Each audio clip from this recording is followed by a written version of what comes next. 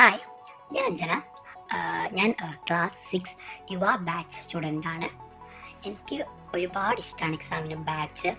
നല്ല സ്പെഷ്യൽ ഫീച്ചേഴ്സോടെയാണ് അവർ ക്ലാസ് എടുക്കുന്നത്. നമുക്ക് ഒരു സംശയം പോലും വരാത്തത്ര ക്ലിയർ ആയിട്ടാണ് അവർ ക്ലാസ് എടുക്കുന്നത്. ഇപ്പം അഥവാ അല്ല സംശയം വന്നാൽ അവർ നമുക്കതൊക്കെ മനസ്സിലാക്കിപ്പിച്ച് നമ്മൾ ഡൗട്ട് ചോദിച്ചാൽ അപ്പം തന്നെ അതൊക്കെ വന്ന് പറഞ്ഞു തരും. ഒരു ക്ലിയറോടെയാണ് അവർ എടുക്കുന്നത്.